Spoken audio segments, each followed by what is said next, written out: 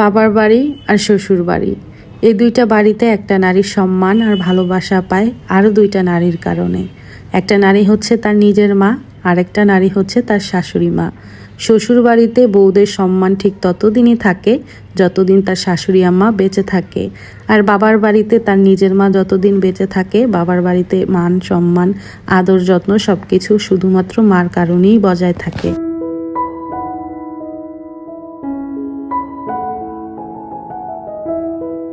Hello everyone, আসসালামু আলাইকুম।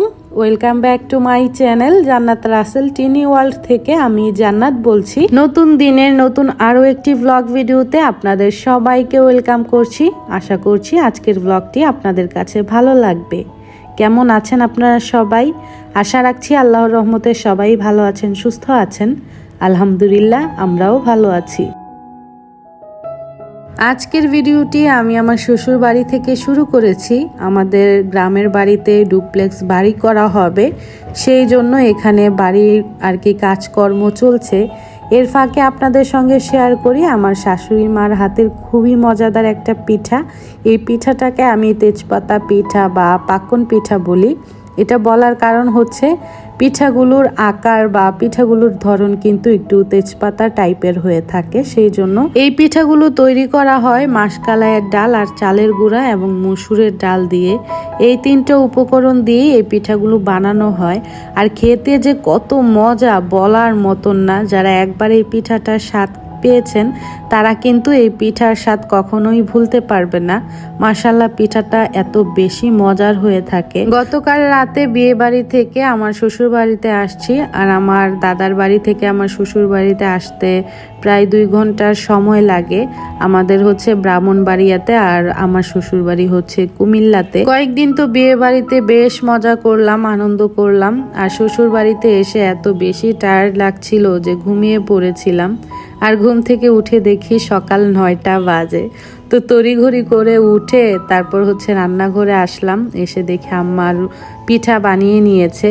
যতবারই গ্রামের বাড়িতে যাই চেষ্টা করি এই পিঠার রেসিপিটা নিয়ে আসার জন্য, কিন্তু একটা বারও পারি না। তার কারণ হচ্ছে উঠতে লেট হয়ে যায়, সেই জন্য। তো আগামীতে যদি আবার বাড়িতে যাওয়া হয় তখন ইনশাল্লাহ পিঠার রেসিপিটা নিয়ে আসবো। তো এই পিঠাগুলো কিন্তু ভেজে নেওয়ার পর চিনি শিরাতে দেওয়া হয়েছে, আর এখন কিন্তু পিঠাগুলো খাওয়ার জন্য একদম রেডি হয়ে গেছে। দেখতেই তো মাশাআল্লাহ অনেক বেশি লোভনীয় লাগছে। আমার শ্বশুর বাড়িতে একটা ট্রেডিশন আছে, সেটা হচ্ছে চুলার পাড়ে বসে গরম গরম পিঠা বা রুটি খাওয়া হয়। তো শীতকালে যদি আগুনের কাছে বসে এরকম মজাদার পিঠা হয় তাহলে তো সকালের নাস্তাটা একদম জমে যায়। তো সকালে নাস্তা খাওয়া শেষ, এখন দুপুরে রান্নাবান্নার আয়োজন করছে আমার যা শাশুড়ি মিলে। তো আম্মা বলল কিছু বিলুম্বু পেড়ে নিয়ে আসার জন্য, আর এই বিলুম্বু গাছটা আমাদের বাড়ির উঠানেই আছে। এত পরিমাণের বিলুম্বু ধরে, মাশাল্লাহ মাশাল্লাহ। 2 যা মিলে এখন গাছ থেকে বিলুম্বু পেড়ে নিচ্ছি। আম্মা আজকে টক রান্না করবে এই বিলুম্বু দিয়ে। এর মাঝে আমার মেয়েও চলে এসেছে। ওর নাম হচ্ছে জিম, ও হচ্ছে আমার জায়ের মেয়ে, ছোট মেয়ে। তো আমার জিম হচ্ছে আমার অনেক বড় ফ্যান। মানে আমি কি বলবো, আমি ভিডিও ছাড়ার সঙ্গে সঙ্গে ও নাকি দেখে নেয়। ও সারাদিনই নাকি আমার ভিডিও দেখে। তো এবার যাওয়ার পর আমার যা বলছিল যে ভাবি একটা অটোগ্রাফ দেন। তা আমি তো প্রথমে বুঝতে পারছিলাম না যে উনি কি বলছে। তারপর উনি বলল আর কি যে জিম নাকি সারাদিনই আমার ভিডিও দেখে টিভির মধ্যে, সেই জন্য আমার অনেক বড় বিগ ফ্যান।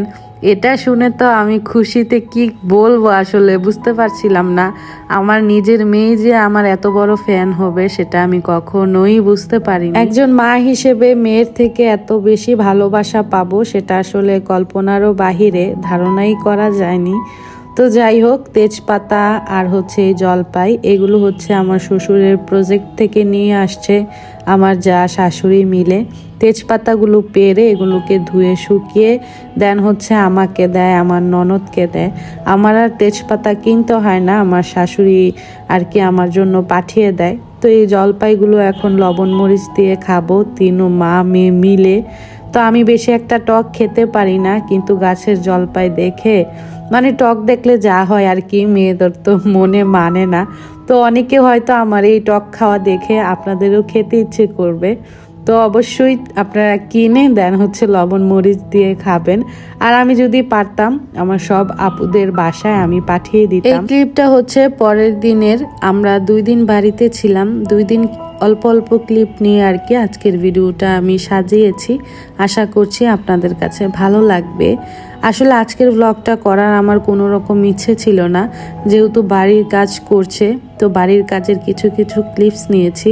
হয়তো কয়েক বছর পরে এই সব কিছুই স্মৃতি হয়ে রয়ে যাবে।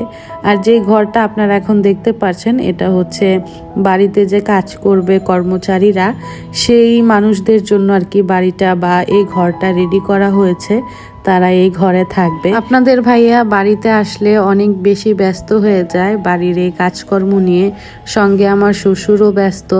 আজকে সবাই অনেক বেশি ব্যস্ত। আর বাড়িটা যতদিন আর কি কাজের উপরে থাকবে, রেডি না হবে, ততদিনই আর কি তারা অনেক বেশি ব্যস্ত থাকবে। আপনাদের ভাইয়া এখন গ্রামে সপ্তাহে 2-1 বার আসে শুধুমাত্র এই কাজগুলো দেখার জন্য। উনি না থাকলে কাজগুলো সুন্দরভাবে হয় না, সেজন্য উনি প্রায় সময় আর কি গ্রামের বাড়িতে আসে এখন। তো সবাই দোয়া করবেন আমরা যেন সহি সালামতে খুব তাড়াতাড়ি বাড়ির কাজটা কমপ্লিট করে সুন্দর একটা বাড়ি আর কি আমার শ্বশুর শাশুড়িকে উপহার দিতে পারি। যারা এই পর্যন্ত আমার ব্লগটির সঙ্গে আছেন তাদের সবাইকে অনেক অনেক ধন্যবাদ। যারা লাইক দিতে ভুলে গেছেন প্লিজ একটি লাইক দিয়ে বাকি ভিডিওটি দেখা কন্টিনিউ করবেন। আর যারা নতুন আজকে আমার চ্যানেলটি ভিজিট করছেন তাদের সবাইকে রিকোয়েস্ট করব আমার এই ছোট্ট চ্যানেলটি সাবস্ক্রাইব করে আমার সঙ্গে থাকার জন্য। তো আজকে যেহেতু ঢাকার উদ্দেশ্যে রওনা করব বিকেল দিকে, যাওয়ার আগে বাসার জন্য বেশ কিছুটা বিলম্বু পেরে নিয়ে যাব টক খাওয়ার জন্য। তো আমি আমার বড় ছেলে মিলে এখন গাছে উঠে বিলম্বু পারছি। গাছে কে কে উঠতে পারেন বলেন তো? আমি তো গাছে একদমই উঠতে পারি না, গাছে উঠার কোনো রকম অভিজ্ঞতাও আমার নেই। তো আজকে একটু সাহস করে মা ছেলে মিলে উঠেছি, তাও আবার মই দিয়ে বাউন্ডারির উপর দাঁড়িয়ে। আমাকে আমার শাশুড়ি বলছিল যে তোমার যত বিলম্বু লাগে তুমি পেরে নিয়ে যাও। তো আমি তো আমার প্রয়োজনের থেকে অনেক বেশি পেরেছি, শুধুমাত্র বিলম্বু পারতে ভালো লাগছিল সেই জন্য। কিন্তু আমার শাশুড়ি মা আমাকে একটা ডাকও দেয়নি, উনি আরো উল্টা বলছিল যে যাও নিয়ে যাও, আর এগুলো পারতে তো অনেক বেশি ভালো লাগে। সেটা দিয়ে আপনাদেরকে বুঝাচ্ছি অনেকের শাশুড়ি হয়তো বা এটা নিতেও দিত না। অনেক শাশুড়িরা চায় যে তার মেয়েকে দিবে, বউদের দিবে না। বউদের 2 চোখে দেখে, মেয়েকে আরেক চোখে দেখে, 2 জনকে 2 চোখে দেখে। কিন্তু আমার শাশুড়ি একদমই উল্টা, মেয়েদের জন্য যে জিনিসটা রাখবে আমার জন্য ঠিক সেই জিনিসটাই রাখবে।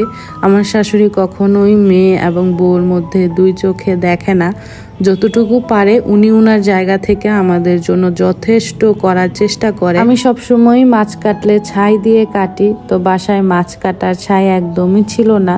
আর এই ছাইগুলো রেখে দিয়েছিল আমার ননদের জন্য। তো আমি যখন বলছিলাম যে আমার ছাইয়ের দরকার, এই কথা শুনে আমার ননদের ছাইগুলো আমাকে নিজের হাতে চেলে রেডি করে দিয়েছে। আর এই ছাইগুলো কিন্তু আমি কখনো চালতে পারি না বা কিভাবে নিতে হয় সেটাও জানি না। তো আমার শাশুড়ি কিন্তু তার মেয়েকে না দিয়ে আমাকে দিয়েছে।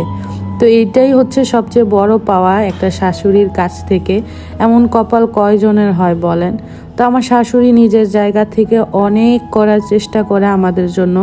আলহামদুলিল্লাহ আলহামদুলিল্লাহ, ওনার ভালোবাসা আসলে পাওয়াটা অনেক বেশি ভাগ্যের ব্যাপার। পাবলিক প্ল্যাটফর্মে এসে নিজের ভালোটা এখানে কখনোই উপস্থাপন করা যায় না, মানুষের বদনজর লাগার একটা চান্স থাকে।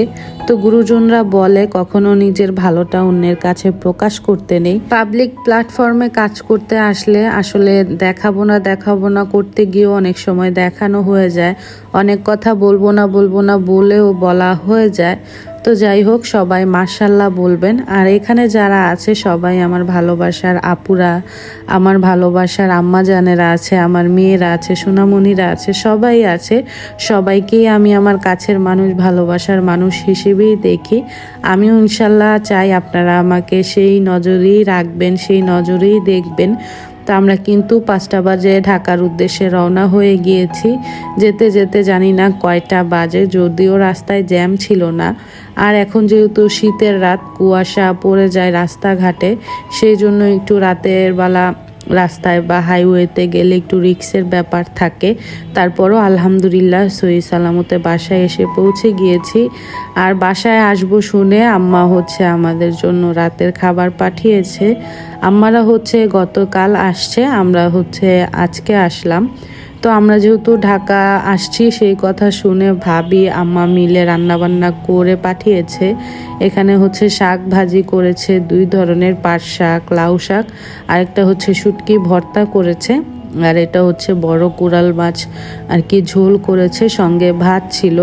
তো আজকে কিন্তু আমি আপনাদের থেকে এখানেই বিদায় নিচ্ছি। আগামী ব্লগ দেখার আমন্ত্রণ জানিয়ে আজকে বিদায় নিচ্ছি।